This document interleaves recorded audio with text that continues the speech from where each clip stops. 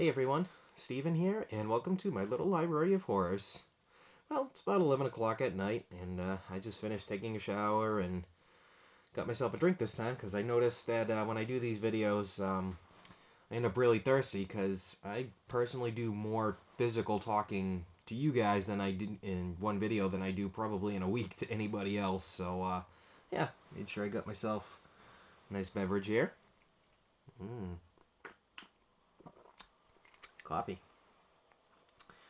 Yeah, coffee at 11 o'clock at night may not sound like the greatest idea, but thankfully I have a crippling caffeine addiction, so I'm good. I'll sleep like a baby. But yeah, I guess that's really neither here nor there. But yeah, so today's video is going to be a book review on a book that I recently finished that took me, honestly, a year to finish. Which isn't the first time that it's happened. You know, it took me probably 8 months to finish Stephen King's It. Took me, I think, probably close to the same amount of time to finish Carrie and Comfort by Dan Simmons as well. So this isn't the first time it's taking me quite a long time to finish a book. And yeah, mainly that's because of reasons we'll get into in the video, of course. But anyway, the book I'm talking about today is going to be Mystery Walk by Robert McCammon, my personal favorite writer. I first discovered McCammon a few years ago after I had read The Stand. I was hooked on post-apocalypse fiction at that point after reading that, so I had read that. World War Z by Max Brooks. The Road by Cormac McCarthy. And yeah, so I was kind of Googling books to see that were similar to The Stand, and that's when I noticed Swan Song by Robert McCammon. So I gave it a shot, and I loved it. Totally fell in love with it. And then I think I went on to read Mine, which again, also loved. And yeah, everything I picked up after him was just really hit after hit after hit. So, you know, when I picked up Mystery Walk, I was really excited. You know, it's touted as being this wonderful horror book that, you know, not since Stephen King had started writing has a book scared readers so much. And so, you know, that's a pretty big ask. So, you know, I was excited to try it out. And yeah, turns out what I got was in fact not a horror book at all. Um, how so? Well, I guess the overall story is about two boys, Billy Creekmore and Wayne Falconer. Both boys are blessed with a power. Let's see. Billy has the power to communicate with the dead. So people that have died in a sudden way, essentially, you know, through an accident or anything like that, he's able to communicate with their spirit and help them move on from where they are. Whereas Wayne has healing abilities. His father is a pastor, very powerful pastor, and Wayne discovers after his dog is killed in a car accident that he's able to, excuse me, not killed in a car accident, is hurt in a car accident, is able to heal the sick or the injured. And yeah, the book pretty much follows both of the boys walks through their life as they learn to deal with their powers and how they fit into society and how they decide to use those powers. And yeah, so overall, I mean, the concept sounded pretty good, but going in, I really was expecting a horror book. And save for a few scenes kind of sprinkled throughout, it didn't really give a lot of that. No, honestly, it kind of gave more dark fantasy than anything. Um, you know, there was a lot of, I don't want to say a lot. I said there's more elements of magic and shape shifting and things like that. So, which I mean, yeah, technically falls under the realm of horror, but I mean, I guess it kind of depends on how you present those elements in a story that I guess kind of helps you fall on one side of the fence or not. At least in my opinion. But yeah, so as far as the overall story in general, I didn't think it was bad. I just don't feel like I was able to fully enjoy it because I was expecting, again, more terrifying scenes in it, more scenes of dread and anxiety and things like that. And a lot of that just never came. Um, I'd say another thing I wasn't crazy about was really the pacing of the story. It takes a real long time to get going. Yeah, the beginning is very slow. Not not boring. I really don't want to say it's boring, but it's you kind of want more, again, more horror. I don't know how much I can really say it without sounding like a broken record at this point. I just wanted more horror in the story, and it was, you know, scenes that happened were great. Where when Billy first discovers his powers, um, where the main antagonist comes into play. Um, there's a specific scene with Wayne later on where he's on a boat. And those were all done really well. I really loved them. It's just a lot of the stuff in between felt a lot like filler, like a lot of fluff. And it's, I know, I guess the book is supposed to really focus on, the struggle of good versus evil, especially when you're given such a great power. The Spider-Man quote, with great power comes great responsibility.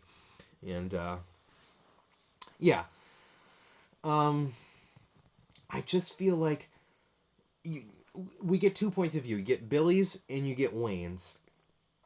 And Billy is sort of the main character of the book, to be honest. Like, you spend a lot more time with him than you do with Wayne. But I found Wayne's parts way more interesting. It was what I felt like McCammon was trying to get across. Wayne eventually kind of struggles with, can he actually heal people? There's times where he attempts it and he doesn't feel like he's done it. And, as his life starts to unfold while he becomes a teenager and ultimately into like his early 20s, events kind of shape how he wants to use those powers and how he feels he needs to use those powers. Whereas with Billy, I don't know. I don't feel like it's really a struggle as far as like a good versus evil. Like, I don't know. Maybe that's on me. But I don't really see how you could misuse the power of being able to communicate with the dead. I mean, I guess I can see it, but the way Billy's presented, it never seems like a struggle. Whereas again with Wayne, there's multiple instances in the book where he is deciding between his faith and his pact with God and this seemingly ultimate power that he has. So, and that's really where a lot of my interest fell in the book, is seeing which way he was leading in certain scenes. Um, yeah, so, but that's also not to say that Billy doesn't have great scenes. There's a wonderful scene. I shouldn't say wonderful. There's a horrific scene in a little pretty close to, like, I'd say the 25% way of the book, where Billy's in high school and there's a scene at his dance that's like just like, whoa, horrifying kind of stuff. And I think that's a plus that McCammon has, is like, when he does want to give you impactful scenes, he knows how to really bring it in like a way that each sentence builds and builds and builds and builds onto the dread that's already happening. So that's one reason I really love his work. So yeah, so that was the overall story. I went over the pacing. I kind of glanced over the characters. Like, there's a really wide variety of characters, other than Billy and Wayne. There's both of their sets of parents. There's an awesome character, Dr. Miracle, that comes in later, that sort of reminds me of like a less homicidal Willy Wonka. um, Great character. Um, yeah. The antagonist is great. I feel like the antagonist is sort of McCammon's version of Randall Flagg from Stephen King's universe, where like I really want to say that this antagonist from this book becomes Friend in Swan Song. I could be wrong, but the similarities just seem kind of too close for comfort to really be a coincidence, I guess. But um, yeah, but with the great cast of characters that there is, there's also a lot of filler characters that, like I said, just kind of adds more to the point of the pacing just being slow due to a lot of filler. Like, Billy's first love interest ends up being some random stripper he meets while he's working with Dr. Miracle at some point. And it's like, I know it's supposed to kind of like explore Billy's first real experience being out into the world outside of the small, countryside life that he's led. And I can appreciate that, but I don't know, it felt kind of awkward, honestly, like a little weird. Like, if I'm honestly not even mistaken, I think Billy's underage when this woman's like, I think in her mid 20s, which is like just kind of creepy to me. But besides the point, like it just, I really don't even remember if we revisit her again later in the book. I want to say we do at the very end, but she was just so forgettable. I really don't remember. And then even in that same sort of subplot is a character that Billy works essentially on the freak show side of the circus, and there's a guy there who tames snakes and is essentially a snake himself. Like, he's got like scales and stuff like that, and he was supposed to be portrayed as like this menacing character. And yeah, it got really weird at that point. Like, I really didn't like that whole subplot, which really stinks, because like I said, Dr. Miracle is a wonderful character. I think he could have been a really strong driving point into the story, but like I feel like he just ultimately takes sort of a back seat as the story progresses, and that's just kind of a shame. But yeah. Um yeah. The ending was great. I love the ending. Like, I really feel like the last 25% of the book is really where it starts to pick up. The climax, the build to the climax is awesome. Um, all the little threads start to come to tie a knot together, and there's just this really awesome standoff.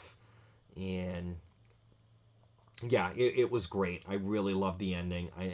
And I really wish the book was more like the ending, because the action in that was great. There was so much going on, and just really, like, that's when it finally for me was like, oh man, I got to keep reading. I want to know what's going on. I want to know what's going on. And it was great, because I had been wanting that the whole book. McCammon's my favorite writer. I don't want to not like his works, but I'm also not going to sit here and be dishonest on my reviews. Like, I'm not afraid to bash anybody. Not bash, I'm not afraid to criticize someone's work if I feel like it's not up to the standard that I usually see from them. I can name 3 books right now that I don't like from King. Excuse me, and he's one of my favorite writers. Same with Ketchum. How many times have you guys heard me complain about Hide and Seek by him? I freaking hated that book. But, like, again, I'm not scared to speak how I feel, even when it comes to someone as my favorite writer as McCammon. So, overall, what did I think? I thought it was okay. It was okay. I didn't hate it, but I think would easily be the lowest ranked book by Robert McCammon that I have personally read. Um, and again, that's the biggest factor in that is I went in expecting horror, I didn't get horror, and you know that's not, again, that's not the sole reason, obviously, but that to me is sort of the biggest, I guess, flaw a book can have, is if you're giving this, especially when you're, again, claiming to be scare as the scariest thing since Stephen King had first come out, and things like that. You got some big shoes to fill in that, and when you don't deliver on that, I just have to say it like it is. And with a really slow plotting pace, a lot of filler, and like it just you know more of a dark fantasy than anything. Overall, I'm honestly gonna rate it a 3 out of 5. Like I said, I'm not gonna trash the book. It's not like it's poorly written or boring. It just wasn't what I wanted. It just was not what I wanted. As a horror book, I wouldn't recommend it completely. As far as McCammon's overall bibliography, I'd probably put it near the bottom if you're going through his works. As a dark fantasy, it's great. Like, if you really want a dark fantasy, I absolutely recommend checking this out. Um, it's got a lot of elements that great dark fantasy books have, and I really feel like this is the first time. I think we're really starting to see McCammon kind of break out of the shell of, you know, okay, Stephen King wrote about this. I can do this too. This is my version of this, essentially, and that's where I think this is really starting to break out, where he starts to go on to his bigger and, in my opinion, better works, such as Boy's Life and the Matthew Corbet series and things like that. So overall, 3 out of 5 for Mystery Walk. Not my favorite McCammon book, but not at all the worst book I've ever read by far. Hmm. But yeah. Anyway, that's going to be it for me today, guys. I just spilled that coffee all over my pants, and yeah. Yeah, so that's it's time for me to call it a night, but thank you all so much for watching. I always really appreciate it, just kind of sitting and shooting the breeze with you guys, and appreciate you listening to me ramble. But yeah, um, I got one more book review planned for this year. I'm really hoping I can get this haul that I've been working on for a while now. That may be the last video of the year, other than my wrap up for what I've read this year. But we'll see. The plans change, but we'll see how it goes. Anyway, feel free to tell me what you guys think if you've read it. Let me know if I'm wrong, if I'm right, how you feel. And yeah, I'll see you guys in the next video. Thanks, everyone. Bye.